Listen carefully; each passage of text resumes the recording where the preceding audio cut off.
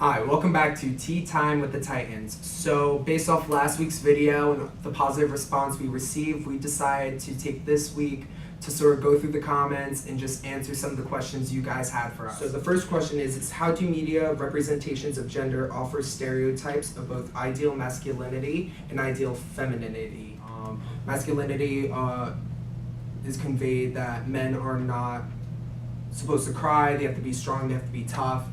They have to be athletic, and then femininity is shown as lesser than masculinity, that women serve men, they're seen more as sex objects, trophies. This is harmful to men or women because people can be whoever they want to be, and if there is someone who identifies as a male constantly looking at this athlete on the television, he'll feel like he's not following the path he should be and he's not living up to society's standards. So a film I saw recently was Love, Simon, which was released as a comedic drama in 2018. And this movie is powerful, moving, and is an inspirational film which highlights some of the struggles the LGBTQ community face. The main character, Simon, is a young male facing the struggle to come out as gay. The representations of gender in this film are so relevant, and this film does an amazing job at breaking down those barriers and just showing that even if you're gay, straight, bi, everything else, that like you are still normal, you're still a regular person. So I'm going to talk a little bit about the race representations in films. So clips such as African American stereotypes in media, Black women stereotypes in media, real bad Arabs, and Latinos beyond real show representations of racial minorities as always bad or in like their worst moments. Black people are often shown as bad guys from being in handcuffs or from their mugshots. Latinos are shown as violent people with no respect, and Arabs have often been shown as terrorists and that none of them can be trusted. The part about the Arabs relates to the discussion in class about John Oliver's video about how there was a video of Arabs on the subway train chanting stuff in Arabic when really the video was many years old and they made it seem like it was the present. The person who reposted the video just wanted to stir up drama with the Arab community. You never see a video of white people from years ago doing something bad be brought up again and get as much attention in today's media. The stereotypes scare us, and when we see them through the media, our first instinct is to get scared and not see the lies behind it. And I'm gonna go off of like a little bit of what Leanne said. Stereotypes in like films that represent an example of a harmful or stereotypical representation of racial or ethnic minorities.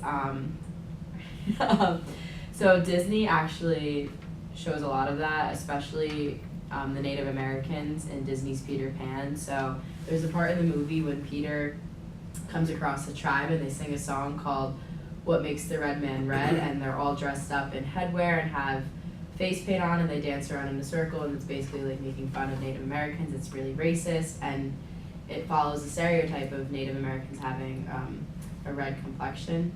And this is potentially harmful to anyone really who sees the film, but especially Native Americans. They could be watching this like getting offended, thinking that they're nothing like that, and how everyone now has this idea in their head about how Native Americans are, and like that they like to dance and they're red and jump around and they're all.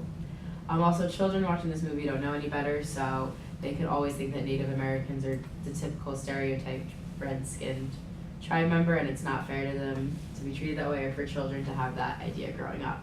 However, there are some positive representations of racial or ethnic minority that Disney has recently shown. You know, Peter Pan's an older film, but Disney's Princess and the Frog, which is fairly new, has been controversial with some, but it's definitely diversified Disney's many princesses because all of Disney's princesses before have been white.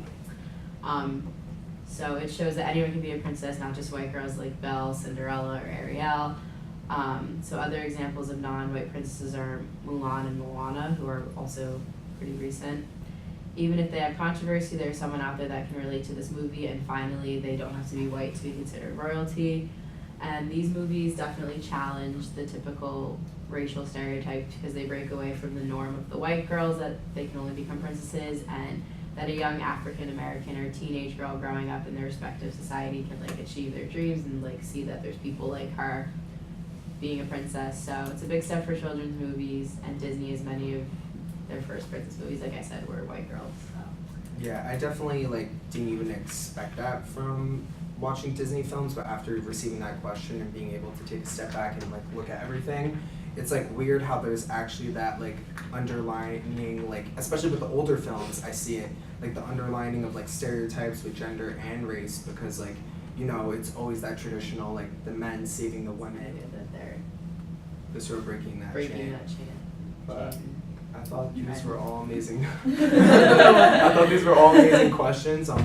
Tune in next time for Tea Time with the Titans, and have a good day. Like and subscribe.